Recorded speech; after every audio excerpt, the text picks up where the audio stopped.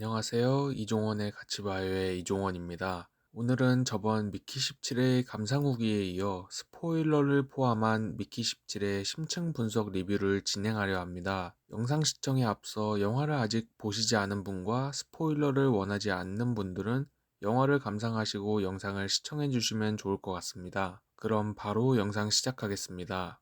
작품의 제목이자 주인공인 미키 17은 크리퍼의 도움으로 목숨을 부지하지만 이내 자신의 방에서 자신과 똑같이 생긴 미키 18을 마주합니다. 익스펜더블인 자신이 두 명이 된 상황은 불법이며 있어서는 안 되는 상황입니다. 그런데 분명 휴먼 프린터를 통해 같은 기억을 가지고 복제한 미키 18은 미키 17과 왜 이렇게 다른 사람이 되었을까요? 추측하건대 제 생각에는 과학자들의 무관심으로 인한 실수로 보여집니다. 영화 초반 미키가 프린트되는 장면이 여러 번 등장합니다. 영화에서는 미키가 프린트되는 여러 장면을 보여주는데 많은 장면에서 미키가 프린트될 때 과학자들은 도박 혹은 게임 등을 하면서 미키를 다소 신경 쓰지 않는 모습을 보여줍니다. 미키가 프린트되어 바닥에 철부덕하고 떨어질 때까지 모르다가 황급히 발견하기도 하고 심지어 지나가다가 발에 걸려 무수히 많은 선다발 중 하나가 끊어지자 다시 꽂는 장면을 보여주는데 이러한 과정에서 기억은 그대로 유지가 되었지만 성격적인 부분에서 차이가 생기지 않았을까 싶습니다. 사실 과학자들에게 미키의 성격이나 태도 따위는 전혀 중요하지 않았을 것입니다. 어차피 머지않아 죽을 소모품인 미키에게 신체적인 결함이 없다면 아무런 문제될 것이 없기 때문입니다. 그렇게 가정을 하고 영화를 본다면 미키 17과 미키 18은 성격 혹은 태도가 굉장히 다름을 알 수 있습니다. 영화에서 사용한 표현처럼 미키 17은 찌질하고 미키 18은 또라이처럼 보인다는 것입니다. 여기에 더해 미키는 매번 나올 때마다 꽤 성격이 달랐다는 나샤의 대사와 과학자가 선다발을 다시 꽂는 장면을 영화 초반에 보여준 점을 고려했을 때 저는 각각의 미키 뒤에 붙는 숫자들이 미키 자신의 내면 안에 있는 또 다른 자아를 보여주는 것 같다고 느꼈습니다. 우리 모두 누구나 그렇듯이 우리의 내면에는 찌질한 나와 또라이 같은 나를 포함하여 무수히 많은 자아가 존재합니다. 우리는 상황에 따라 나도 모르게 내 안에 다른 자아가 나를 이끌기도 하는 경험을 한 번쯤은 해보셨을 것입니다. 그런 점에서 저는 미키 17과 미키 18이 미키 반스라는 인간 안에 있는 수많은 자아 중 하나라는 생각을 했고 이런 생각을 가지고 나니 저에게 해당 작품은 미키의 성장 영화인 것처럼 느껴지기도 했습니다. 미키 17은 자신이 어릴 적 자동차에서 특정 버튼을 눌러 사고가 났다고 생각하고 죄책감과 트라우마를 겪고 있습니다. 그의 소심하고 걱정과 불안이 많은 성격은 죄책감을 만들어 스스로를 옥죄어 옵니다.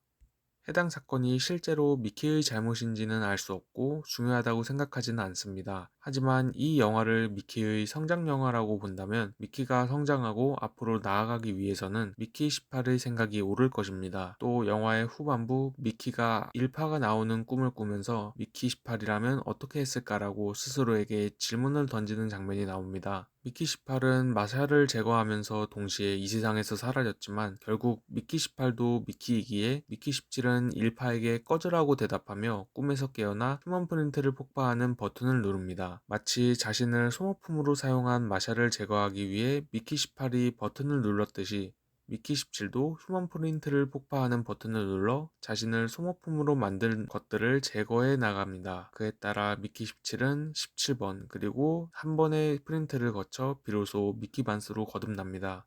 영화에서는 엔딩 크레딧이 올라가기 전 미키 17에서 미키 18이 되었다가 미키 반스가 되는 모습을 보여줍니다. 미키가 사채업자로부터 끔찍한 고통을 피해 우주선으로 도망쳤지만 오히려 우주선에서 여러 번 끔찍한 고통을 겪으며 죽는 과정은 마치 17세에서 18세가 되면서 성인이 되기 전에 치르는 일종의 성인식을 치르는 듯한 느낌을 주는 것 같기도 합니다. 작품에서 지배자 마샬 부부는 사람들의 본능과 욕구를 억누릅니다. 한정된 식량과 자원을 최대한 효율적으로 사용해야 하는 우주선에서의 상황은 그들에게 좋은 명분이 됩니다. 그에 따라 그들은 대표적으로 사람들의 성욕과 식욕을 통제합니다. 마샬 부부는 대중들의 분노를 억누르기 위해 다양한 방법으로 선동을 합니다. 낙관적인 미래를 상상하도록 함으로써 니프라임에서 온전한 정착 이후 마음껏 번식하자며 대중을 선동하고 식민지 정복에 따른 기념비적인 바위에 자신을 포함하여 사람들의 이름을 새기는 쇼를 보여주고 식사에 초대한 카이가 자신들의 우월한 유전자 프로그램에 대해 분노하자 찬송가를 부르며 그녀를 달랩니다. 하필이면 그 순간 옆에 있던 미키가 구토를 하는 장면은 이들에 대한 역겨움을 표현한 것이 아닐까 싶습니다. 뿐만 아니라 마샬 부부가 자신들이 통제하는 것들에 대해서 자신들은 당연히 해당되지 않으며 아무렇지도 않게 일상 속에서 향유하는 모습은 관객으로 하여금 그들을 더 역겨운 지배자로 인식하게 합니다. 하지만 이러한 인간의 기본적인 욕구에 대한 통제는 다른 부작용을 낳기도 합니다. 미키와 나샤처럼 몰래 관계를 가진가 하면 화염방사기에서 옥시포졸이라는 성분을 추출하여 약물로 활용하기도 합니다. 티모가 이를 활용하여 돈을 버는 모습을 보면 옥시포졸에 대한 수요도 꽤나 있었다는 것을 예상해 볼 수 있을 것입니다. 그런 점에서 영화 초반 구덩이에 빠진 미키는 내버려두고 화염방사기만을 챙긴 티모의 모습은 일종의 떡밥처럼 보여지기도 하는 것 같아 흥미로운 것 같습니다. 작품에서 지배계층을 대표하는 인물은 마샬 부부입니다. 그들은 우주선 안의 인류를 대표하지만 기대와 다르게 똑똑하지 않고 멍청하며 소스와 같이 계급적 허영심을 느끼는 것에 취해 있습니다. 그들에게 있어 소스는 우월한 유전자만이 즐기는 미식입니다. 그렇기에 소모품인 미키 17에게는 소스가 없고 카이에게는 소스를 제공합니다. 그런 소스를 만들기 위해 니프라임의 원주민인 크리퍼 따위는 일파에게 식재료일 뿐입니다. 흥미로운 점은 처음 바위에서 크리퍼들이 나왔을 때 소름이 끼친다는 이유로 그들을 크리퍼라고 이름 짓는다는 것입니다. 이는 크리퍼가 소름 끼치다의 영어 표현 크리피에서 유래했음을 알 수 있는 부분입니다. 이런 식으로 이름을 붙인 건 크리퍼뿐이 아닙니다. 미키의 이름 뒤에도 숫자를 붙여서 관객과 영화 속 미키의 주변인들이 인간이 아닌 소모품으로 모두가 인식하게끔 유도합니다. 또한 원래부터 니프라임에 살고 있던 크리퍼들을 멸종시키고 자신들이 행성을 지배하려 한다는 점에서 그들은 제국주의 모습 혹은 미국의 역사를 보여주는 것 같기도 하여 묘한 기분이 들었던 것 같습니다. 소통이라는 키워드에 집중하여 영화를 바라보면 크게 두 가지의 소통을 발견할 수 있습니다. 하나는 수직적 소통이고 다른 하나는 수평적 소통입니다. 마샬 부부는 항상 대중 앞에 말할 때 단상과 같은 높은 위치에 존재합니다. 이는 물리적으로도 대중들과 구분하고 분리하는 역할을 합니다. 또한 방송과 TV를 통해 일방적인 정보 전달을 주로 사용합니다. 이는 위에서 정보를 내려보낼 수는 있으나 아래에서 위로 정보를 보낼 수 없는 수직적 소통을 보여줍니다. 반면 수평적 소통이 드러나는 장면은 미키와 마마 크리퍼와의 대화 장면입니다. 과학자들이 만든 통역기를 활용해 가능해진 그들의 대화는 자신들이 평등한 존재라는 전제를 기본으로 하고 있습니다. 대표적으로 미키 17이 자신의 이름을 어떻게 하냐는 질문에 비밀이라고 대답하는 마마 크리퍼의 모습을 통해 대화에서의 유머를 찾아볼 수 있습니다. 유머는 수직적 소통에서 찾기 어려운 특징이라는 점에서 해당 장면은 더 흥미로웠던 것 같습니다. 또한 마마 크리퍼는 미키 17을 살려줬지만 베이비 루코를 죽인 것에 대해 평등하지 않다며 그에 맞는 한 명의 인간을 죽이겠다고 선언하며 베이비 조코를 데려오라고 말합니다. 마마 크리퍼는 처음부터 미키 17을 포함한 상대를 평등한 존중의 대상으로 생각하며 대했고 마침내 통역계를 통해 그녀의 마음이 미키 17에게 닿으면서 공생의 가능성이 시작되는 것입니다. 한편 영화에서 자주 등장한 "죽는 기분은 어때? 라는 질문에 대한 인물들 사이의 소통에 대해 이야기해봐야 할 것 같습니다. 영화에서 미키 17에게 다양한 인물들이 해당 질문을 합니다. 먼저 우주선 안에 있는 다른 동료로 보이는 인물들이 식당에서 미키 17에게 해당 질문을 합니다. 정말 궁금해서 물어본다는 그들의 말에는 진심을 느낄 수 없고 미키 17은 불쾌함을 느끼고 대답하지 않습니다. 다음에는 구덩이에 빠진 미키 17에게 티모가 질문합니다. 마찬가지로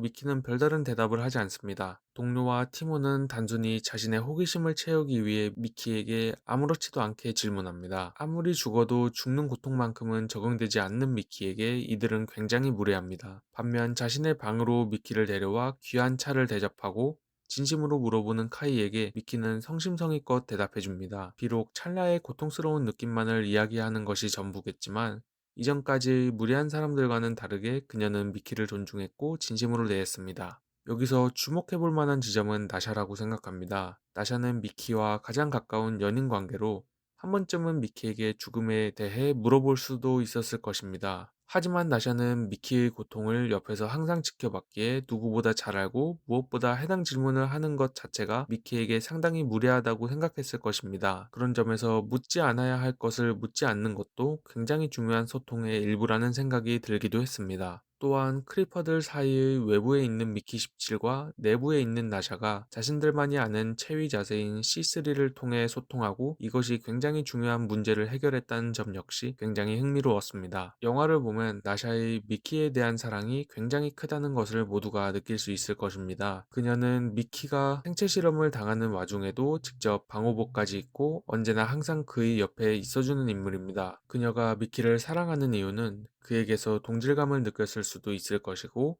일종의 모성애를 느꼈을 수도 있을 것입니다. 그런 점에서 나샤를 바라보면 그녀에게서 엄마의 모습을 많이 느낄 수 있는 것 같습니다. 마샬에게 총을 겨눈 미키 18을 크리퍼를 잡기 위한 것이었다고 보호하는 모습을 보면 마치 미키의 엄마 같기도 하고, 베이비 조코를 마마 크리퍼에게 안고 뛰어가는 모습을 보면 마치 아기를 안고 있는 엄마의 모습처럼 보이기도 하는 것 같습니다. 한편으로는 미키에게 나샤가 엄마 같은 연인이라면 영화에 등장하는 또 다른 커플인 마샬 부부도 일파가 마샬을 조종하고 부족한 점을 보완해준다는 점에서 영화는 나샤와 마마 크리퍼의 엄마의 리더십을 긍정하는 듯한 메시지를 보여주는 것 같습니다. 나샤가 이후 위원회의 리더가 되고 마마 크리퍼가 모든 크리퍼들을 이끈다는 점은 결코 우연이 아닐 것입니다. 또한 일파가 보여준 엄마의 리더십과는 다르게 나샤와 마마 크리퍼는 사랑을 전제로 다른 이들을 공평하게 대합니다. 미키와 세기 크리퍼가 죽는 것에 슬퍼하고 굉장히 소중히 생각한다는 점에서